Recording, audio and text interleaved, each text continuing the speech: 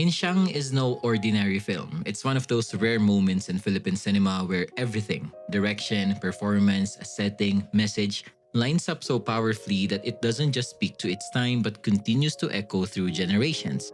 Directed by the legendary Lino Brocka and released in 1976, Insiang is the first Filipino film to be shown at the Cannes Film Festival, putting our local cinema on the global map.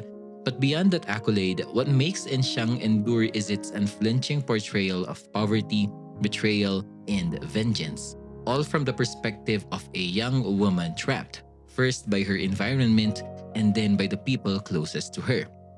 At a time when martial law was tightening its grip on the country, Brocka used cinema as a form of resistance, and in Insiang, he crafted a bold and painful story set against the slums of Tondo, Manila. The film became a landmark in social realism, one that captured the daily struggles of the urban poor and the complex psychology of women seeking justice in a deeply patriarchal society. More than just a revenge story, Insiang holds a mirror up to a broken system, where survival often means learning how to strike back. In this video, we'll explore how this film continues to speak volumes through its raw visuals, its unapologetically political voice, and most importantly, through the story of a young woman who decides she's had enough of being a victim. This is Insiang.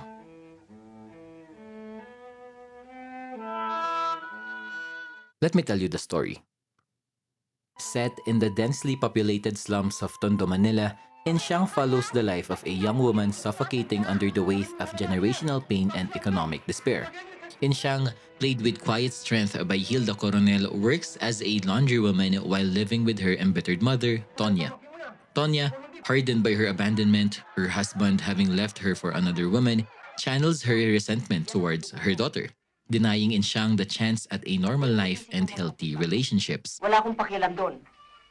One day, Tonya kicks her sister-in-law's family out of their shared home, calling them a burden. This move is not just about space, it's about control. The following day, Tonya allows her much younger lover, Dado, a butcher, to move in. The power dynamics of the household immediately shift. What once was a toxic mother-daughter relationship now becomes a battleground of manipulation, jealousy, and predation. Insiang tries to find solace in her boyfriend Bebot, but the relationship quickly reveals its fractures. After Bebot pressures her for sex and she refuses, Dado intervenes, not to protect Insiang, but to assert his dominance. When Bebot backs off, Dado escalates. That night, in a harrowing turn, he rapes Insiang. Tonya's reaction isn't one of sympathy or protection. Instead, she blames her daughter for seducing Dado, accusing her of being just like her father. The betrayal here is layered. Insiang is not only violated by Dado, but is also emotionally abandoned by the one person who was supposed to love her unconditionally. Broken but not defeated, Insiang leaves with Bebot in a desperate attempt to escape. They elope to a cheap hotel, but the next morning, Bebot disappears, leaving Insiang alone again. She returns to her mother's house and Tonya welcomes her back, not out of remorse but to control her further, forcing her to work at the market and warning her not to seduce Dado again. But something shifts in Insiang. She begins to play the game, silently and deliberately. When Dado comes to apologize, claiming he's in love with her, Insiang seductively lures him in, promising they could be together. Behind that promise is a calculated plan. She has Dado beat up Bebot as an act of loyalty and manipulation. Then, in a final devastating twist, Insiang feeds Tonya the same lie Dado told her, that Dado only seduced Tonya to get to Insiang, and that now, the two younger lovers plan to marry. Overcome by rage and humiliation, Tonya murders Dado, stabbing him to death. Insiang watches coldly. Her revenge is finally complete. In the film's final scene, Tonya is imprisoned for murder. Insiang visits her mother, craving some final shred of warmth. But Tonya remains distant and unrepentant. Insiang reveals the truth. She never loved Dado, and she wanted Tonya to kill him, not out of jealousy, but as a tool for her revenge. Hindi ko siya minahal kahit kailan. Kinasusuklaman ko siya. As Insiang walks away from the prison, Tonya breaks down in guilt. The camera lingers on the prison bars, now literal and symbolic. Tonya, caged in regret, and Insiang, finally walking free, but not without scars.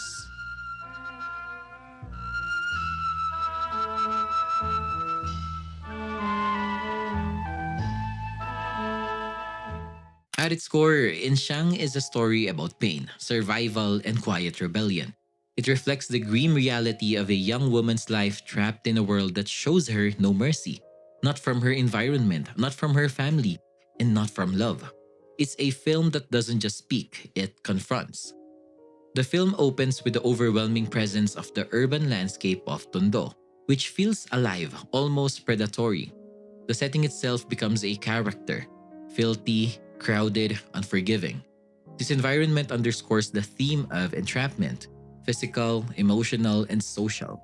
Insiang, like many in her community, is bound by circumstances she didn't choose, echoing the harsh reality of poverty and class stagnation in the city.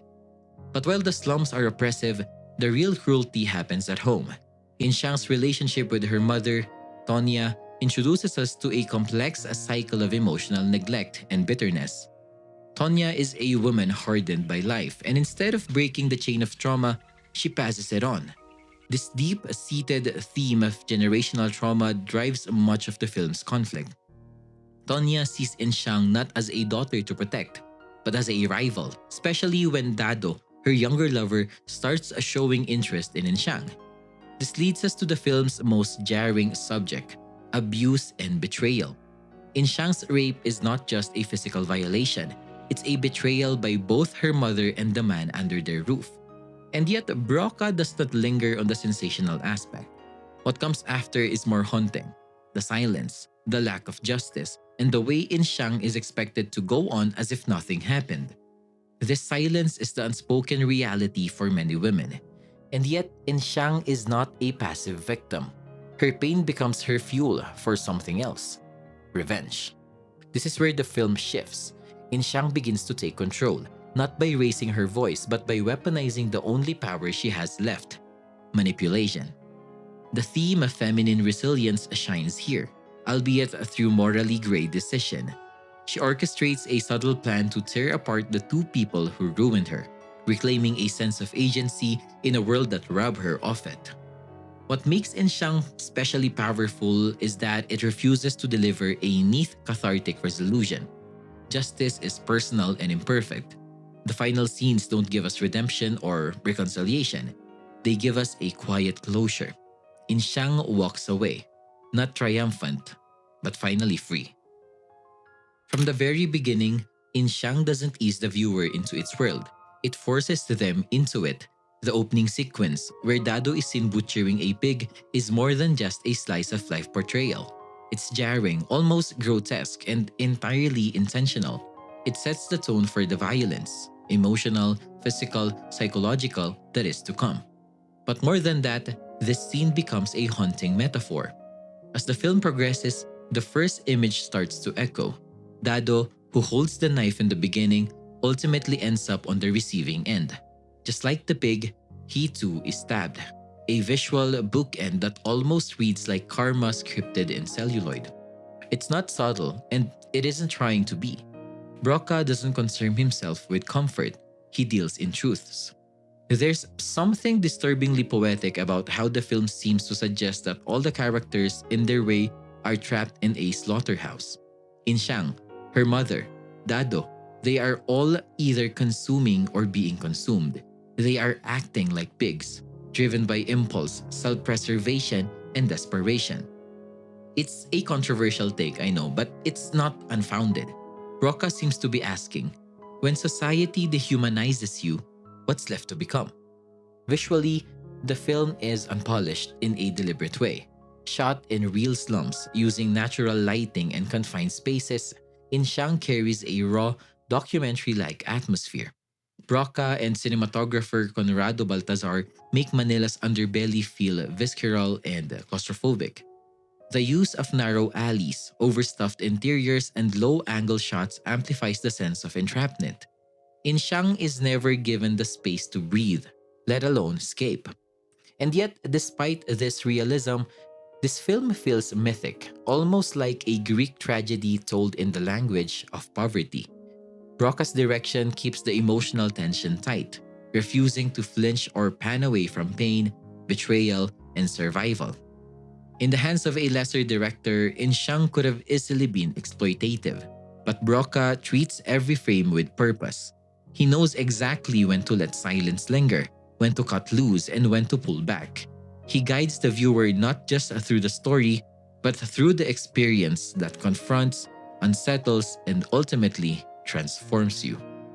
Insiang is not just a film, it's an emotional experience. It confronts you with the harshness of life without offering easy resolutions or dramatic flourishes. Through a Lino Brocka's lens, we witness a woman's pain, silence, rage, and eventual agency, all unfolding in a world that seems bent on crushing her. The brilliance of Insiang lies in its simplicity and grit. Its confined spaces, raw performances, and painful silences reflect not only a personal story but a shared truth that in an environment marked by poverty, betrayal, and abuse, survival itself becomes an act of resistance. And while the film avoids loud declarations, its message echoes loud and clear. Sometimes the most powerful revenge isn't violence or cruelty, but the quiet, unsettling choice to break the cycle and walk away. It's easy to see why Insiang became the first Filipino film to be screened at Cannes. It's not just a technical achievement or a moment in film history.